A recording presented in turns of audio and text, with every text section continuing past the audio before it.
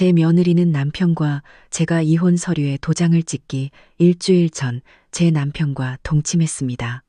저는 모든 것을 알면서도 모르는 척 했습니다.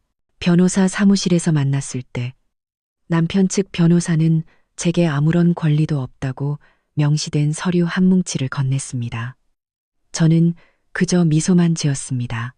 그리고 제가 그 후에 한 행동은 그 배신자들을 결국 모든 것을 잃고 길바닥에 나앉게 만들었습니다. 제 이름은 박미연, 제 남편 강동원과의 결혼 생활은 30년이 되었습니다. 밖에서 보기에 우리는 금실 좋은 노부부처럼 보였죠. 사람들은 저를 존경의 눈빛으로 대하며 희끗희끗해진 머리와 예전 같지 않은 몸에도 불구하고 늘 미소를 잃지 않는 순종적이고 차분한 현모양처의 표본으로 여겼습니다. 저는 그 역할을 너무나도 완벽하게 연기했습니다. 심지어 저 자신마저도 제가 행복하다고 거의 믿을 뻔했으니까요. 그날 아침에도 저는 평소처럼 아침 식사를 준비했습니다. 거실의 커다란 식탁에는 저와 남편, 단 두 사람의 식기만이 놓여 있었습니다. 아들 민주는 결혼한 지 오래되었고 우리가 그들을 위해 지어준 바로 옆집에서 아내 최유라와 함께 살고 있었습니다. 그 집이 훗날 모든 상처의 근원이 될 줄은 꿈에도 몰랐습니다. 동화는 제 앞에 앉아 인쇄된 신문을 읽으며 포크를 만지작거렸습니다. 절대 변하지 않는 그의 오랜 습관이었죠. 하지만 변한 것이 있었습니다. 저를 보는 그의 눈빛이었습니다. 그가 제 눈을 오랫동안 마주 본 지는 수년이 흘렀습니다. 제게 말을 걸 때도 그의 목소리는 마치 대본을 읽는 것처럼 아무런 감정이 실려 있지 않았습니다. 애정은커녕 어떤 감정도 느껴지지 않았죠. 이혼 서류는 준비됐어, 미연 씨. 그가 신문에서 눈을 떼지 않은 채 말했습니다. 저는 놀라지 않았습니다.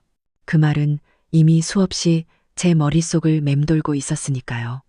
다만 직접 들으니 무딘 칼날에 찔리는 것처럼 고통이 더디지만 깊게 파고들었습니다. 알았어요. 저는 짧게 대답하며 그를 쳐다보지도 않았습니다. 제 시선은 토스터 안으로 천천히 밀어넣는 빵 조각에 고정되어 있었죠. 더 이상 연기하는 것도 의미 없잖아. 그가 덧붙였습니다. 원만하게 끝내자고. 당신 몫은 제대로 챙겨줄 테니. 저는 희미하게 미소 지었습니다. 제대로 된 목이라. 속으로 되뇌었지만 더 묻지는 않았습니다. 제가 그의 뒤를 몰래 조사하고 있다는 사실을 그가 알게 하고 싶지 않았습니다. 몇 달 전부터 무언가 이상하다는 것을 느끼고 있었습니다. 동화는 회의가 있다며 밤늦게 들어오는 날이 잦았습니다. 하지만 남편의 옷에서 여자 향수 냄새가 나는 회의는 없겠죠.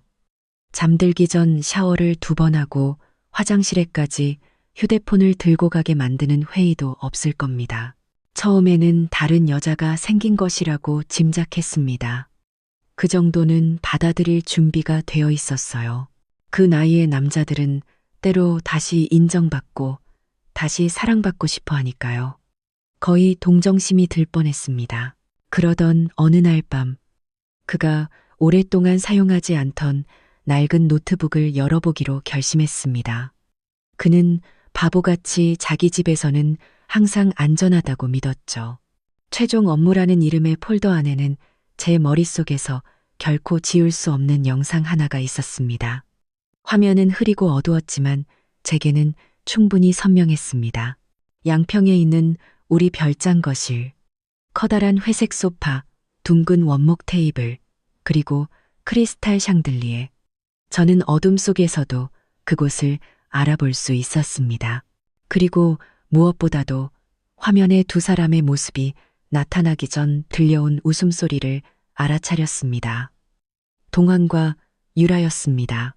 온몸이 떨렸습니다. 영상은 고작 3분 18초짜리였지만 제 인생 전체를 무너뜨리기에는 충분했습니다. 저는 조용히 노트북을 닫고 깊은 숨을 내쉬었습니다. 울지 않았습니다. 그저 그 자리에 미동도 없이 앉아 있었습니다. 그리고는 차를 한 잔 우려내어 어두운 하늘을 바라보며 테라스 의자에 앉았습니다. 의자를 집어던질 것이라 생각했습니다. 신의 이름을 부르짖으며 왜 이런 일이 일어났는지 물을 것이라 생각했습니다. 하지만 아니었습니다. 저는 단 한 가지만 생각했습니다. 왜 저들은 저렇게 태어날까? 내가 모를 거라고 왜 그렇게 확신했을까? 그날 밤 저는 결심했습니다. 누구와도 대면하지 않겠다. 아무것도 모르는 척하겠다. 이혼 과정 내내 미소를 짓겠다. 그리고 모든 것이 안전하다고 그들이 믿는 순간 그들을 철저히 파멸시키겠다. 저는 새로운 눈으로 모든 것을 보기 시작했습니다. 자신이 배신당했다는 사실을 알지만 더 이상 울고 싶지 않은 여자의 눈으로요. 그 영상을 발견한 이후 모든 것이 변했습니다. 저는 제 인생이라는 무대에 관객이 되었습니다. 이 집, 내 남편, 심지어 유라까지도요. 그들은 제가 믿음이라는 긴 잠에서 깨어났다는 사실을 몰랐습니다. 유라를 볼 때마다 저는 그녀의 행동 하나하나를 관찰했습니다. 그녀는 최근 들어 우리 집에 드나드는 횟수가 잦아졌습니다. 작은 사업 제안서를 작성하는데 도움이 필요하다는 핑계였죠. 우스웠습니다. 며느리라는 사람이 시아버지 집에 오면서 자극적인 향수를 뿌리고 어울리지 않게 단추를 과하게 푼 블라우스를 입고 나타나다니요. 제 아들 민준조차 무슨 일이 일어나고 있는지 전혀 눈치채지 못하는 것 같았습니다. 어쩌면 너무 사랑해서 보지 못하는 것이었겠죠. 어느 날 오후 거실에서 유라가 노트북을 들고 앉아 있는 것을 보았습니다. 동안이 위층에서 내려왔는데 신발도 신지 않은 채 실내복이 흐트러져 있었습니다. 아버님이 방금 도와주셨어요. 유라가 저를 보자마자 다급하게 말했습니다. 저는 그들을 빤히 쳐다보다가 그저 작게 고개를 끄덕이며 미소를 짓고는 주방으로 걸어갔습니다. 마치 제가 그 말을 믿는다는 듯이요. 하루하루가 고문처럼 느리게 흘러갔습니다. 하지만 저는 견뎠습니다. 이 고통을 언젠가 터뜨릴 그날을 위해 차곡차곡 쌓아두고 있었으니까요. 그들은 제가 모른다고 생각했습니다. 제가 고개를 숙인 채 이 결혼 생활을 떠날 것이라고 생각했습니다. 하지만 그들이 모르는 것이 있었습니다. 저는 제 방 안에서 무기를 만들고 있었습니다. 낡은 원목 옷장 뒤편에 오래된 서류들, 집문서, 주식증서, 공동명의 통장 내역 등을 숨겨두었습니다. 동화는 항상 집안의 재정 문제는 자신의 소관이라고 여겼습니다. 당신은 서명만 하면 돼. 그가 늘 하던 말이었죠. 과거의 순종적인 박미연은 그랬겠지만 지금의 저는 모든 줄을 꼼꼼히 읽었습니다. 그의 거래 패턴을 연구했고 심지어 우리의 대화를 몰래 녹음하기도 했습니다. 어느 날 밤 동안이 잠들었을 때 저는 그의 손가락을 살며시 가져가 휴대폰의 잠금을 해제했습니다. 그리고 그곳에서 제게는 결코 보여줄 의도가 없었던 메시지들의 세계로 들어갔습니다. 그 여자는 살아있는 마네킹 같아. 아무것도 이해 못할 거야, 자기야. 동안이 유라에게 보낸 메시지였습니다. 걱정 마. 다음 주에 도장 찍고 나면 우린 자유야. 유라의 답장이었습니다. 그들은 저를 마네킹이라 불렀지만 그 마네킹은 지금 그들을 산채로 묻어버릴 계획을 세우고 있었습니다. 저는 시내 공원 근처의 작은 카페에서 한 사람을 만났습니다. 그녀의 이름은 오세영, 대학 시절 제 절친한 친구였습니다. 지금 그녀는 이혼 및 재산분할 전문 변호사가 되어 있었습니다. 이 모든 건 비밀리에 진행해줘. 내가 널 찾아왔다는 걸 아무도 알아선 안 돼. 제가 말했습니다. 세영은 저를 오랫동안 바라보았습니다. 진심이야, 미연아? 이거 길고 힘들고 고통스러운 싸움이 될 거야. 저는 커피를 한 모금 마시며 미소 지었습니다. 난 이미 모든 감각을 잃었어. 이제 내가 원하는 건 딱 하나야. 그게 뭔데? 그들이 모든 것을 잃었다고 생각하는 순간 사실은 자신들이 완전히 거덜났다는 것을 깨닫게 해주는 것. 며칠 후 유라가 또 찾아왔습니다. 식탁에 앉아 과일을 먹으며 제 앞에서 동안과 농담을 주고받았습니다. 그들은 자신들의 비밀스러운 몸짓 언어를 제가 읽지 못할 만큼 순진하다고 확신하는 듯 했습니다. 이 집은 참 좋아요. 정말 편하네요. 유라가 주위를 둘러보며 말했습니다. 제 집보다도 더 편안한 것 같아요. 저는 미소 지었습니다. 오, 물론이지. 이 집은 그 가치를 아는 사람이라면 누구에게나 어울리는 곳이니까. 그녀는 제 말의 의미를 이해하지 못했지만 저는 상관없었습니다. 다음 날 세영이 제게 전략 초안을 보내왔습니다. 자산을 서서히 이전하는 계획, 우리가 새로 만든 페이퍼 컴퍼니를 통한 소유권 이전, 소송에서 유리하게 작용할 불륜 증거 수집, 모든 것이 구체화되기 시작했습니다. 그리고 가장 중요한 것, 그 3분 18초짜리 영상. 저는 그것을 암호화된 USB에 담아 저와 세영만이 아는 작은 금고에 보관했습니다. 저는 더 이상 그들이 알던 박미연이 아니었습니다. 눈물을 흘리며 조용히 떠나갈 아내가 아니었죠. 이제 저는 제 집안의 그림자였습니다. 관찰하고 기다리며 불을 지필 준비를 하고 있었습니다. 저는 칼을 쥔 채 미소 짓는 법을 배웠습니다. 물론 비유적인 표현이지만 기분은 꼭 그랬습니다.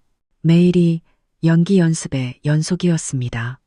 저는 그들에게 부드럽게 인사하고 달콤한 차를 내어주고 거실에서 그들이 농담하며 웃는 소리를 들었습니다. 그 모든 것을 비명을 지르고 싶은 충동을 억누르며 해냈습니다. 하지만 서두르면 안 됐습니다. 빨리 타오른 불은 빨리 꺼지는 법이니까요. 좋은 복수는 천천히 구워내는 복수입니다. 금요일 이혼 합의서가 도착했습니다. 동안이 직접 건넸습니다. 그는 오른쪽 상단의 법무법인 로고가 찍힌 검은색 서류철을 들고 있었습니다. 이거야. 다음 주에 서명만 하면 돼. 변호사랑 얘기 다 끝냈어. 모든 건 공평하게 분할할 거야. 저는 그것이 거짓말이라는 것을 알았습니다. 세영이 이미 같은 법무법인에서 비공식적으로 사본을 입수했기 때문이죠. 동안은 공평한 척했지만 저를 한 푼도 없이 내쫓을 작정이었습니다. 난 집은 필요 없어, 미연 씨. 그가 가증스러운 위험을 떨며 말했습니다. 이 본체는 당신이 가져. 나랑 유라는 당분간 민준이 집에서 지낼게. 민준이가 출장을 자주 가서 안쓰럽기도 하고 유라의 이름이 그의 입에서 너무나 자연스럽게 흘러나왔습니다. 마치 그의 장기적인 계획의 일부인 것처럼요. 저는 혼란스러운 척했습니다. 왜 유라가요? 당신 혼자 지내야 하는 거 아니에요? 동화는 그저 어깨를 으쓱했습니다. 유라도 조용한 곳이 필요해. 걔네 집은 너무 작잖아. 저는 침묵했습니다. 하지만 속으로는 씁쓸하게 웃었습니다. 그는 자신이 우리 며느리의 이름을 너무나 스스럼 없이 너무나 사적으로 부르고 있다는 사실조차 깨닫지 못하고 있었습니다. 다음 날 밤 저는 창문 너머로 그들을 지켜보았습니다. 민주는 막 지방으로 출장을 떠난 참이었습니다. 유라는 평소처럼 이 집으로 왔지만 현관문으로 들어오지 않았습니다. 그녀는 차고를 통해 들어왔습니다. 그 발걸음은 마치 익숙한 듯 가벼웠습니다. 그들이 위층에 머문 이 시간 동안 저는 불 꺼진 주방에 앉아 있었습니다. 윙윙거리는 냉장고 소리와 벽시계의 초침 소리만이 제 곁을 지켰습니다. 비명도 눈물도 없었습니다. 저는 그저 불공정한 경기의 시간, 기록원처럼 그들이 들어오고 나간 시간을 기록할 뿐이었습니다. 다음 날 아침 저는 다시 세영을 만났습니다. 계획은 순조롭게 진행되고 있지만 더 서둘러야 해요. 그녀가 서류를 펼치며 말했습니다. 강동원 씨가 자기 명의의 주식을 유령 회사 몇 군데로 빼돌리기 시작했어요. 지금 움직이지 않으면 정말 모든 걸 잃게 될 거예요. 저는 고개를 끄덕였지만 제 눈은 비밀 혼전 계약서라는 제목의 작은 서류 뭉치에서 떼어지지 않았습니다. 이건 뭐예요? 몇 년 전에 당신 모르게 새로운 계약서를 만들었어요. 그리고 이상하게도 당신이 서명한 것처럼 되어 있고요. 심장이 빠르게 뛰었습니다. 그게 무슨 말이죠? 세영이 저를 쳐다보았습니다. 당신 서명이 위조됐어요. 미연 씨. 저는 그 서명을 들여다보았습니다. 비슷했지만 제 것이 아니었습니다. 동화는 저를 버릴 때 제가 아무 권리도 주장하지 못하도록 제 신원을 위조했던 겁니다. 그것은 단순한 배신이 아니었습니다. 약탈이었습니다. 그는 이 대가를 치르게 될 거야. 저는 나지막이 읊조렸습니다. 그날 저는 새로운 맹세를 했습니다. 과거 결혼식 재단에서 했던 맹세가 아니라 지금 제 마음속에 새기는 맹세였습니다. 나는 그들이 모든 것을 잃게 만들 것이다.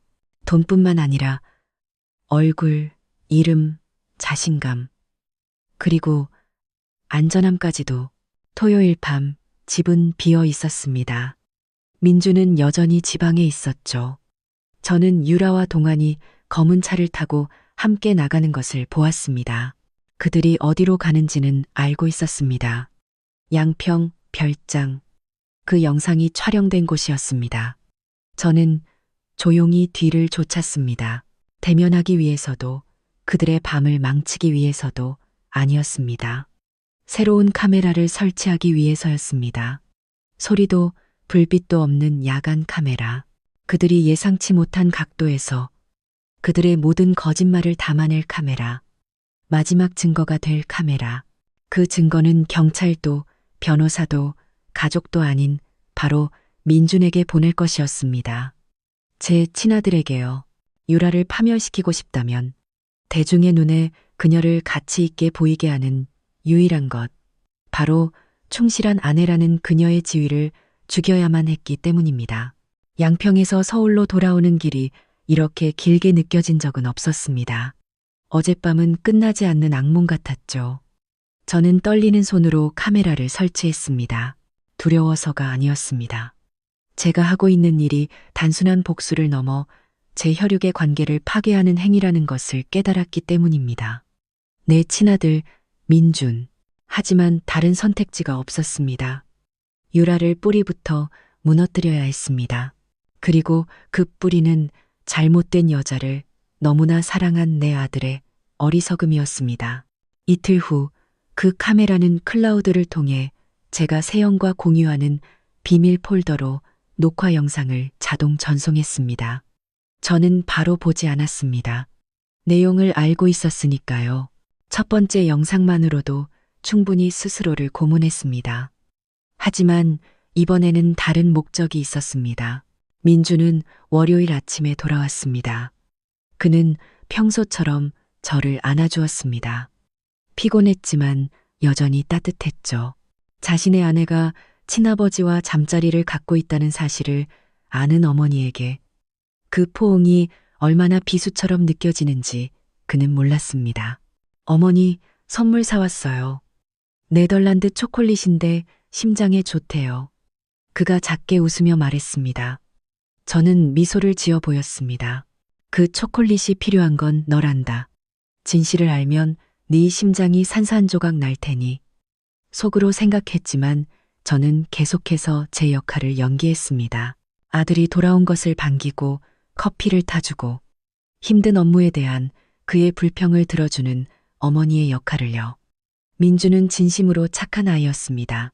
완벽한 남편은 아니었지만 제게 한 번도 상처를 준 적 없는 아들이었죠. 그래서 모든 것이 더욱 고통스러웠습니다. 그날 오후 저는 익명의 계정으로 이메일 한 통을 보냈습니다. 제목도 내용도 없었습니다. 오직 7분 13초짜리 영상으로 연결되는 링크 하나만이 담겨 있었죠. 부인할 수 없는 각도에서 촬영된 새로운 영상의 확장 버전이었습니다. 저는 민준이 그것을 열어볼 것을, 그리고 그 순간 그의 인생이 무너져 내릴 것을 알고 있었습니다. 이메일이 발송된 지 3시간 후 유라의 집문이 거칠게 쾅 닫히는 소리가 들렸습니다. 주방 창문 너머로 민준이 성큼성큼 들어가는 모습이 보였습니다. 막 방에서 나온 듯한 유라는 당황한 기색이 역력했습니다. 그들은 싸웠습니다. 목소리가 높아졌죠. 제가 서 있는 곳에서는 명확히 들리지 않았지만 유라가 그의 어깨에 손을 대려하자 민준이 거칠게 뿌리치는 모습이 보였습니다. 그리고 그 말이 터져 나왔습니다. 제 뼈까지 떨리게 만든 그 한마디. 넌 내 아버지랑 잤어. 최유라. 내 친아버지랑. 그 외침은 천둥처럼 해질녘의 고요함을 갈랐습니다. 저는 커튼을 치고 고개를 숙였습니다. 눈물이 조용히 흘러내렸습니다. 슬퍼서가 아니었습니다. 마침내 폭탄 하나가 터졌고 그 파편이 배기 시작했기 때문이었습니다. 그날 밤 옆집은 어두웠습니다. 소리도 불빛도 없었죠. 민주는 우리 집에서 잤습니다. 그는 그저 나지막이 말했습니다. 어머니, 거기선 도저히 못 자겠어요. 저는 그를 안아주었지만 속으로는 그가 이제 제 계획의 일부가 되었음을 알았습니다. 그 자신은 몰랐지만 그는 이미 유라가 발 디딜 곳을 잃게 만드는데 도움을 준 것이었습니다. 며칠 후 유라가 혼자 집으로 찾아왔습니다. 화장도 미소도 없이 상처와 두려움으로 가득한 얼굴이었습니다. 그녀는 손님용 의자에 앉아 억지로 미소를 지으려 애썼습니다. 어머니, 민준 씨한테 무슨 얘기 들으셨을지 알지만 제가 다 설명할 수 있어요. 저는 그녀를 오랫동안 바라보았습니다. 내 인생의 두 남자를 망가뜨린 여자의 얼굴을 보고 싶었습니다.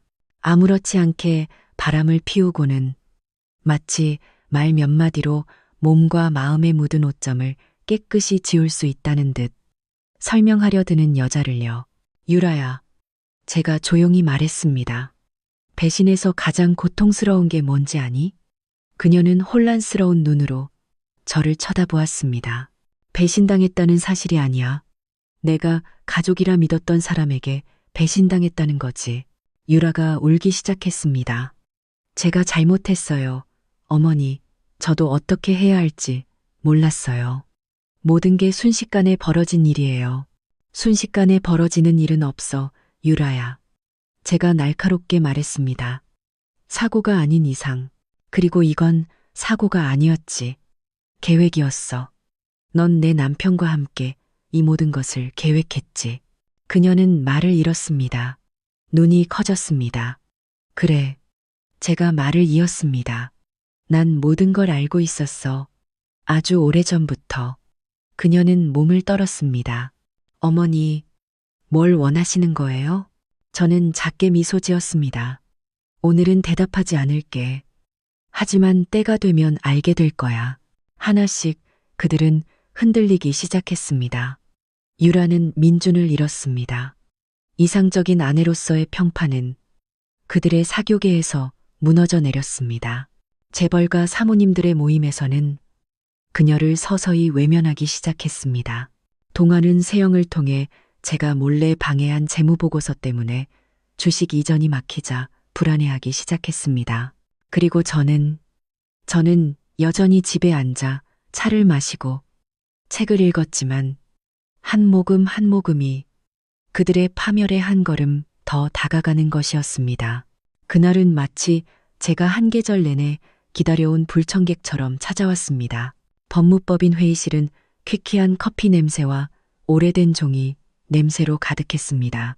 하얀 형광등 불빛이 희끗희끗해진 동안의 머리카락에 반사되었습니다. 씁쓸한 아이러니였죠. 그는 검은 정장에 단정한 넥타이를 메고 자신감 넘치는 얼굴로 앉아 있었습니다. 유라는 그의 옆에 다리를 꼬고 앉아 눈빛에 숨길 수 없는 초조함을 감추며 태연한 척 애쓰고 있었습니다. 민주는 오지 않았습니다. 제가 오지 말라고 부탁했습니다. 어른들의 문제라고 말했지만 사실은 그의 남은 명예를 지켜주고 싶었기 때문입니다. 이 방에서 일어날 일은 그들이 쌓아 올린 화목한 가정이라는 모든 환상을 남김없이 깎아낼 테니까요. 박미연 씨, 동안이 옅은 미소를 지으며 인사했습니다. 오늘따라 차분해 보이네. 저는 그의 눈을 똑바로 쳐다보았습니다. 차분한 게 패배를 의미하는 건 아니에요. 강동한 씨. 그는 그것을 농담으로 여기며 작게 웃었습니다. 유라는 비웃음을 새기고 싶다는 듯 저를 곁눈질했지만 이내 그만두었습니다. 그녀는 제가 더 이상 예전에 그 여자가 아니라는 것을 알고 있었습니다. 동안의 변호사가 두꺼운 갈색 서류철을 공증인에게 건넸습니다. 합의된 내용에 따른 재산분할 협의서입니다. 그가 말했습니다. 공증인이 서류 내용을 읽기 시작했습니다. 그의 목소리는 단조로웠습니다. 한 단어 한 단어가 채찍질 같았습니다. 모든 부동산은 강동원 명의로 소유, 주요 회사의 모든 주식은 이혼 절차 시작, 2개월 전에 이미 이전 완료. 박미연은 2015년에 서명된 혼전 계약서의 존재로 인해 법적으로 어떠한 금전적 청구권도 없음. 저는 기다리고 또 기다렸습니다. 마침내 공증인이 저를 쳐다보았습니다. 박미연 씨, 동의하십니까? 저는 천천히 미소 지으며 핸드백을 열었습니다. 제가 먼저 제출할 것이 좀 있어도 될까요? 제가 물었습니다. 공증인은 고개를 끄덕였습니다. 가방 안에서 저는 짙은 파란색의 얇은 서류철을 꺼냈습니다.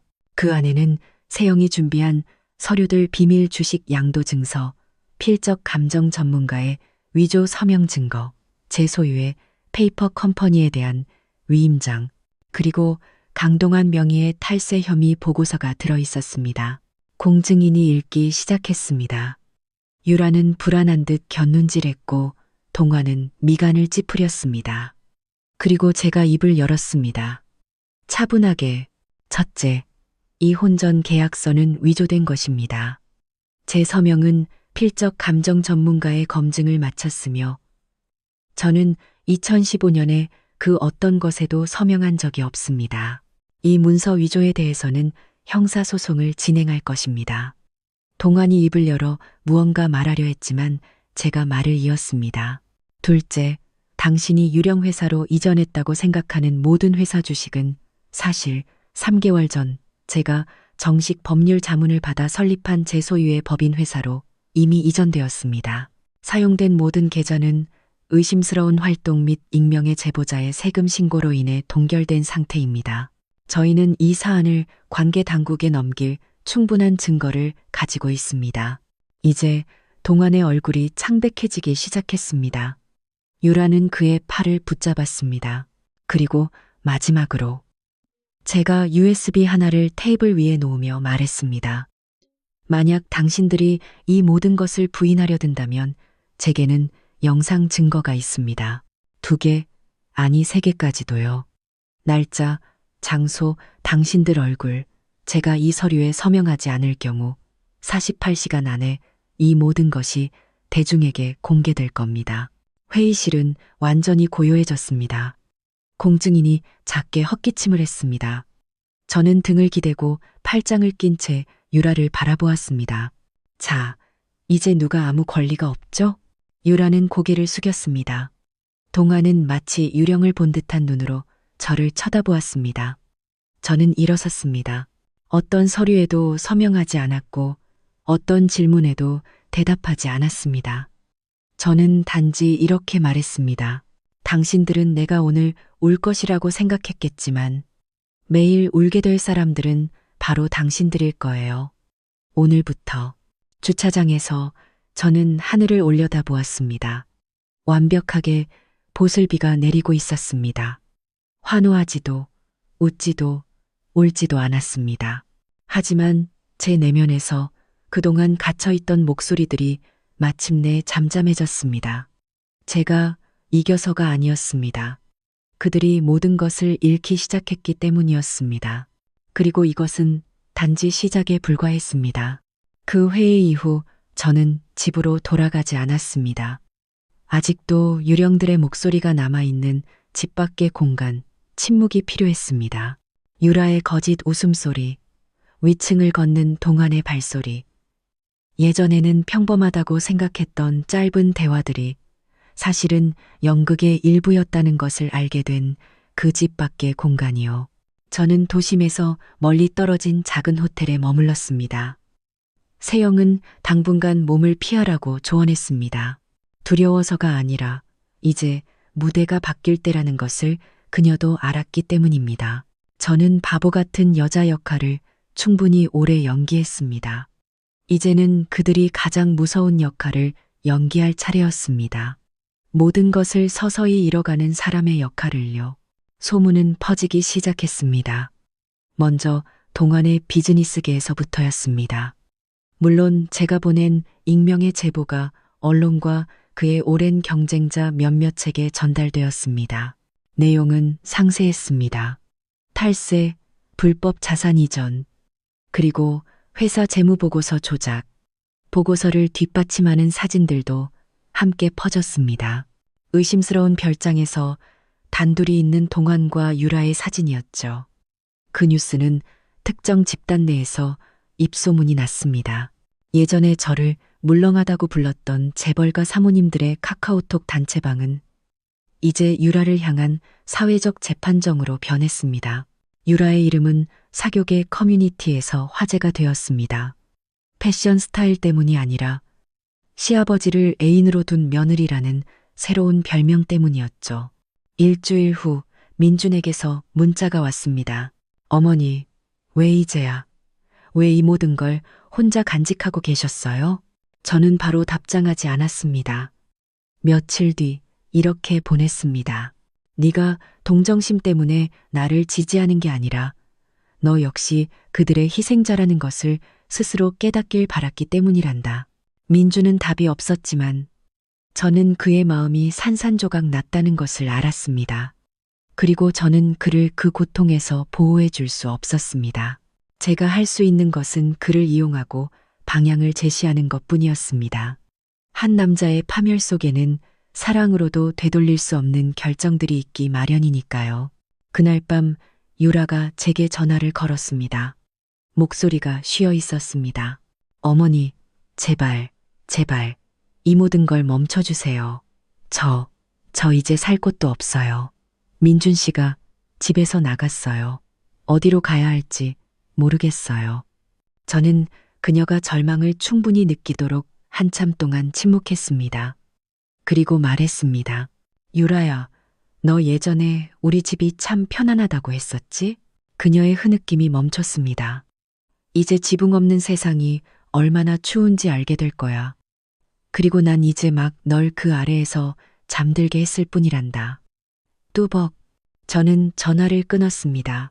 다음 날 동환이 혼자 집으로 찾아왔습니다. 구겨진 옷차림의 눈은 충혈되어 있었습니다. 눈물 때문이 아니라 불면증 때문이었죠. 저는 두려움 때문에 잠 못 이루는 사람의 얼굴을 알았습니다. 박미연, 제발, 당신이 이겼어. 대체 뭘 더 원하는 거야? 저는 그를 안으로 들이지 않았습니다. 우리는 한때 같은 침대에서 잠들었던 두 이방인처럼 현관 앞에서 이야기했습니다. 난 아직 이기지 않았어요. 강동환 씨, 제가 조용히 말했습니다. 당신이 아직 서 있잖아요. 그건 내가 아직 끝나지 않았다는 뜻이에요. 그는 씁쓸하게 웃었습니다. 이 모든 일 후에 당신이 평화롭게 살 수 있을 것 같아? 평화는 내가 누구를 베어내느냐의 문제가 아니에요. 누구를 살려두고 고통받게 하느냐의 문제죠. 제가 날카롭게 대꾸했습니다. 그는 고개를 숙였습니다. 난 모든 걸 잃었어. 주식, 명성, 유라까지도. 그는 말을 잇지 못했습니다. 하지만 저는 알았습니다. 유라가 떠났거나 어쩌면 마침내 동환이 자신을 구해줄 수 없다는 것을 깨달았겠죠. 파산한 영웅은 누구도 구할 수 없으니까요. 저는 위에서 그를 내려다보며 섰습니다. 알아요? 난 내 손으로 당신을 파괴하지 않았어요. 난 그저 커튼을 걷었을 뿐이에요. 그리고 모든 사람이 당신의 진짜 모습을 보게 놔뒀을 뿐이죠. 하나씩 동안의 계좌가 동결되었습니다. 세영이 모든 것을 정밀하게 처리했습니다. 한때 존경받던 회사는 이제 파산 직전에 놓였습니다. 고객들이 등을 돌렸고 30년간 쌓아 올린 명성은 단 3주 만에 무너졌습니다. 그리고 저는 눈물 한 방울 흘리지 않았습니다. 민주는 이제 저와 함께 살고 있습니다. 말은 많지 않지만 그의 눈빛은 변했습니다. 그는 더 이상 아버지를 숭배하고 매일 밤 아내를 안아주던 철없는 아들이 아니었습니다. 어느 날 그가 제게 나지막이 말했습니다. 어머니, 제가 살아있는 시체 같아요. 저는 그의 손을 잡았습니다. 그럼 다시 일어나렴. 시체는 복수할 수 없지만 살아있는 사람은 무엇이든 될 수 있으니까. 그리고 이제 저는 때가 가까워졌음을 알았습니다. 마지막 한수만 남았습니다. 그들을 단지 추락시키는 것이 아니라 길바닥에 나앉게 만들 한수. 진정한 파멸은 돈을 잃었을 때가 아닙니다. 얼굴과 이름, 그리고 자존심을 잃었을 때입니다. 그 서류는 두껍지 않았습니다. 내용은 단 2장이었지만 그 파급력은 3개의 이름을 동시에 무너뜨릴 것이었습니다. 한 명의 남편, 한 명의 며느리, 그리고 그들이 모든 가족 저녁 식사에서 자랑스러워했던 한 개의 회사. 저는 서재에 앉아 세영이 막 보낸 봉투를 바라보았습니다. 밖에서는 해가 천천히 지고 있었습니다. 마치 우주 또한 이 긴 연극의 끝에 경의를 표하며 고개를 숙이는 듯 했습니다. 그날 저는 가장 전략적인 곳에 편지 한 통을 보낼 때가 왔다고 생각했습니다. 바로 중앙 언론사였습니다. 저는 부패와 상류층 스캔들을 파헤치는 것으로 유명한 온라인 매체를 선택했습니다. 그곳에서 일하는 기자의 배경을 알고 있었습니다. 그녀 역시 가정 내 사기로 피해를 본 경험이 있는 여성이었죠. 그녀는 이런 종류의 고통을 알 것이었습니다. 이번에는 익명 이메일을 보내지 않았습니다. 제 실명 박미연을 사용했습니다. 이메일 제목은 재계 인사 2명의 성스캔들 및 탈세 증거 자료였습니다. 내용에는 동환과 유라가 별장에서 불륜을 저지르는 사진 증거, 제가 설치한 비밀 카메라 영상, 불법 자산 이전 증빙 서류, 재무보고서, 위조를 증명하는 회사 내부 감사 결과, 그리고 짧은 한 문단을 첨부했습니다. 저는 복수하는 것이 아닙니다. 저는 여러분 모두가 정장과 넥타이로 감추고 있던 것을 폭로하는 것입니다. 이것은 단지 제 가정사만의 문제가 아닙니다. 이것은 배신자들이 돈만 있다면 조용히 그들을 보호해주는 세상의 민낯에 관한 이야기입니다. 하지만 오늘 저는 그들의 손에서 그 돈을 빼앗았습니다. 클릭. 이메일은 발송되었고 저는 그저 폭풍을 기다렸습니다. 이틀 후 모든 것이 터졌습니다. 뉴스는 사방에 퍼졌습니다. 사람들의 휴대폰 화면에는 가장 잔인한 헤드라인이 떠올랐습니다. 며느리와 시아버지의 불륜, 수억 원대 자금 횡령 네트워크 전모. 강동안이라는 이름은 조롱거리가 되었습니다.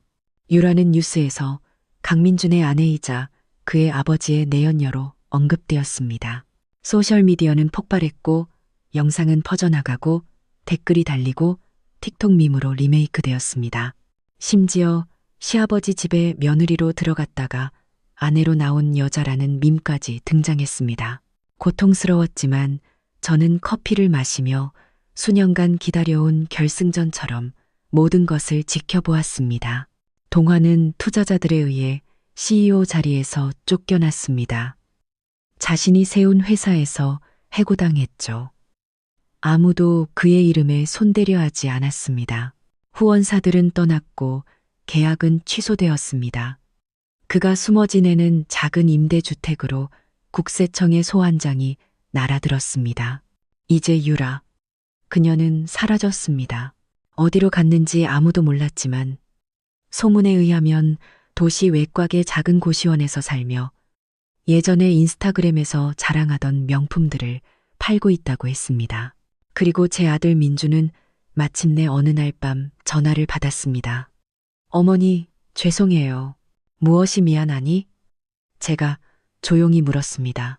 제가 더 일찍 알아채지 못해서만이 아니에요. 어머니를 너무 오랫동안 버티게 만들어서요. 저는 잠시 침묵하다 말했습니다. 네가 나를 버티게 한 게 아니야. 내가 선택한 거란다. 그들이 땅바닥까지 떨어지는 것을 내 눈으로 직접 보고 싶었기 때문에. 다음 날, 저는 유라와 민준의 집 앞을 지나갔습니다. 예전에는 깨끗하고 화초로 가득했던 그 집은 이제 텅 비어 있었습니다.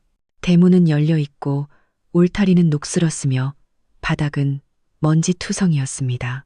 저는 천천히 걸어가 문틈으로 쪽지 한 장을 밀어 넣었습니다. 쪽지의 내용은 이랬습니다. 네가 내 집보다 더 편안하다고 했던 집이야. 지금은 텅 비었지, 너처럼. 저는 새로운 삶을 살 준비가 되었지만 아직 끝나지 않았습니다. 마지막 한 방이 남아 있었습니다. 그들을 무대에서 쫓아내는 것뿐만 아니라 정말로 돌아올 곳이 없게 만들 한 방. 때로는 재산을 잃는 것이 끝이 아니고 명예를 잃는 것이 정점이 아니기 때문입니다. 정점은 당신이 살아있음에도 불구하고 당신이 여전히 존재한다는 사실을 아무도 알고 싶어 하지 않을 때입니다. 그날 아침 저는 가벼운 발걸음으로 시장에 갔습니다. 하늘은 맑고 공기는 상쾌했습니다. 회색 스웨터에 슬리퍼를 신은 이 중년 여성이 바로 두 인간의 모든 것을 앗아간 장본인이라는 것을 아무도 몰랐습니다. 사람들은 저를 차갑다고 말했습니다. 그렇게 두십시오. 정작 따뜻했던 것은 그들의 배신이었으니까요. 뉴스가 터진 지 3주가 지났습니다. 동환의 집은 압류되었습니다. 제가 살던 본체는 아니었습니다. 그 집의 소유권은 오래전에 제 명의의 새 회사로 이전해 두었으니까요. 압류된 것은 그가 숨겨두었던 오래된 집과 재무 담당 비서 명의로 구입했던 고급 차량이었습니다. 세영이 모든 것을 파헤쳤고 저는 그가 막을 수 없는 법적 절차를 위해 큰돈을 썼습니다. 유라는 그녀를 홍보대사로 썼던 2개의 대형 브랜드로부터 고소를 당했습니다. 불륜 때문이 아니었습니다. 그들은 사생활에는 관심이 없었죠. 그녀가 계약서에 학력을 위조했기 때문이었습니다. 그리고 대중에게 유출된 이메일 중 하나는 그녀가 브랜드 계정을 이용해 가족 모임이라는 명목으로 동안과 함께할 호텔 스위트룸을 예약한 것을 보여주었습니다. 회사는 그녀와의 계약을 파기했고 모든 광고 협력은 이틀 만에 취소되었습니다. 동안 그는 더 이상 집에 살지 않았습니다.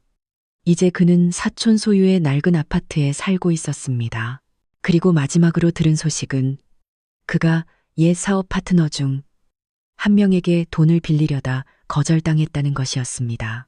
그들은 재산이 바닥나면 파멸이 멈출 것이라 생각했습니다. 하지만 아니었습니다. 제게는 아직 총알 한 발이 남아 있었고 그 총알의 이름은 강민준이었습니다. 저는 아들에게 복수를 부탁한 적이 없지만 그는 스스로 선택했습니다. 어느 날 밤 그는 서류철을 들고 제 방문 앞에 섰습니다. 어머니, 저 정식으로 이혼할 겁니다. 그가 말했습니다. 저는 고개를 끄덕였습니다. 그리고 제가 가진 모든 사업에서 아버지의 이름을 지울 겁니다. 가족 내의 상처는 몇 달 만에 아물지 않는다는 것을 알지만 그는 그 사슬을 끊었고 그것만으로도 충분히 대단한 일이니까요. 저는 집 베란다에 앉아 정원을 마주하고 있습니다. 손에는 커피, 오후의 공기, 과거의 잔재는 없습니다. 오직 저와 평화만이 존재합니다. 하지만 이 평화는 용서를 통해 얻은 것도 망각을 통해 얻은 것도 아닙니다. 저를 파괴했던 모든 것들이 이제 돌아올 곳이 없기 때문에 얻은 평화입니다. 제가 이긴 것은 그들이 망했기 때문이 아닙니다. 그들이 살아남아 매일 자신의 이름을 삼켜야 하기 때문입니다. 그리고 저는 그저 미소 짓습니다. 저는 아무도 죽이지 않았으니까요. 저는 단지 진실이 스스로 일어서게 하고 그 진실 때문에 누가 무너지는지 지켜보았을 뿐입니다. 그날 밤 저는 오랫동안 기도했습니다. 평소보다 더 오래 용서를 구하는 것도 사과하는 것도 아니었습니다. 저는 그저 말했습니다. 신이시여, 이것이 고결한 길이 아니라는 것을 압니다. 하지만 당신께서는 그들이 수년간 단 한 번의 벌도 없이 저를 찌르는 것을 목격하셨습니다. 그러니 이번만큼은 제가 그 율법이 되게 하소서. 다음 날 한 기자가 다시 제게 연락해 왔습니다. 인터뷰를 하고 싶다고 했습니다. 출연하실 의향이 있으신가요? 침묵당하는 아내들에 대한 저항의 형태로 어머니의 이야기를 들려주시는 건 어떨까요? 그가 말했습니다. 저는 잠시 침묵하다가 말했습니다. 저는 영웅이 되고 싶지 않아요. 그저 그들에게 알려주고 싶을 뿐이에요. 조용한 여자가 바보라는 뜻은 아니라고. 때로 우리는 그들이 볼 수 없는 가장 날카로운 칼을 만들기 위해 침묵하는 거라고요. 그는 작게 웃었습니다. 좋은 말씀이네요. 기사에 쓰지는 마세요. 제가 말했습니다. 그냥 그녀가 미소 지으며 떠났다. 그 정도면 충분해요. 유라는 사라졌습니다. 정말로. 그리고 동환. 소문에 의하면 그가 한때 소유했던 사무실 주차장의 낡은 차 안에서 잠을 자는 모습이 목격되었다고 합니다. 아무도 돕지 않고 묻지 않고 신경 쓰지 않았습니다. 저는 그들을 죽이지 않았습니다. 저는 단지 그들이 발딛고 선 땅을 빼앗고 그들을 끌어올려줄 손 하나 없이 추락하게 내버려 둔 것뿐입니다. 저는 우리가 함께 지었던 집 앞에 섰습니다. 이 집은 한때 소리로 가득했습니다. 어릴 적 민준의 웃음소리, 매일 밤 동안의 무거운 발걸음, 완벽한 며느리가 되려 애쓰던 시절 유라의 믹서기 소리. 이제 그 모든 것이 사라졌습니다. 이 집은 고요합니다. 하지만 텅 빈 고요함이 아닙니다.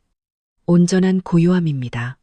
마침내 더 이상 이 벽 안에서 울리는 거짓말이 없기 때문입니다.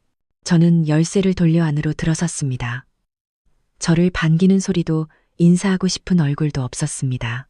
하지만 바로 그 때문에 저는 집에 돌아온 기분이었습니다.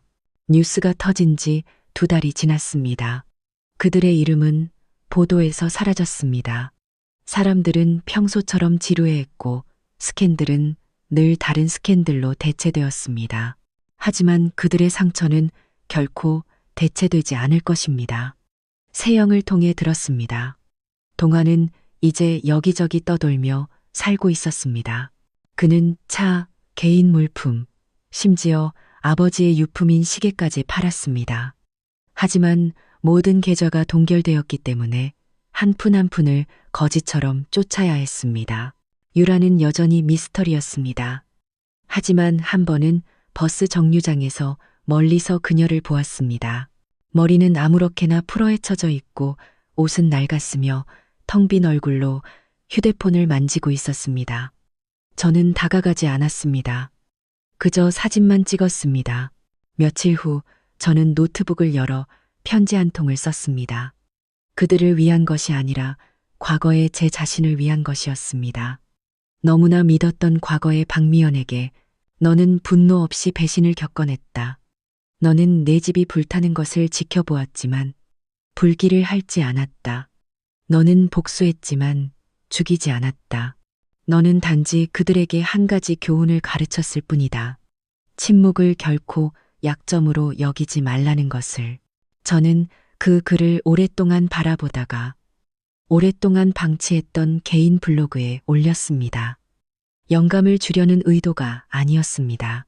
단지 내가 존재했었고 소리 지를 필요 없이 침묵하지 않기로 선택했다는 흔적을 새기기 위해서였습니다.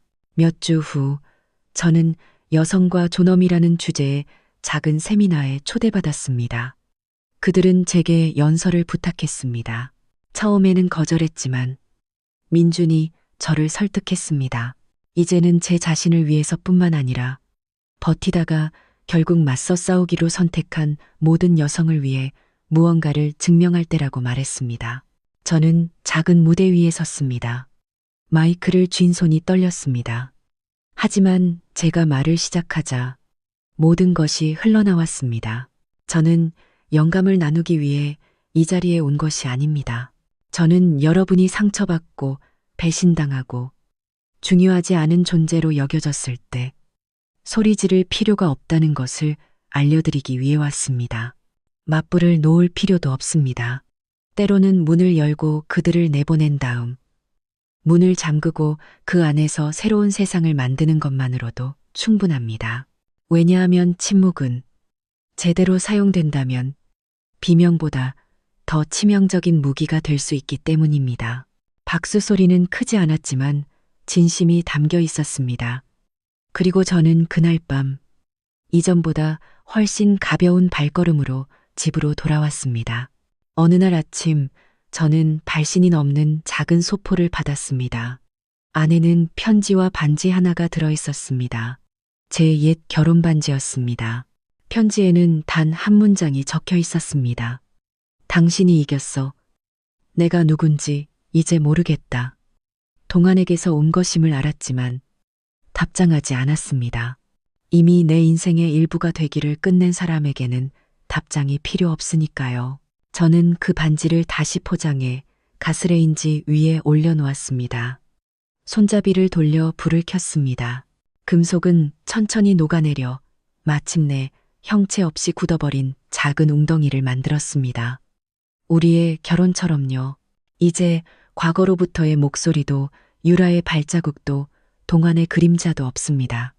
오직 저와 제 집, 그리고 마침내 끝난 계획만이 남았습니다. 하지만 모든 것을 닫기 전에 마지막 한 가지가 남아 있었습니다.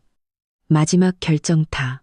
그들을 위한 것이 아니라 한때 그들을 옹호했던 세상, 내 목소리를 잠재웠던 세상, 나를 그저 동정받아 마땅한 늙은 아내로 여겼던 세상을 위한 것이었습니다.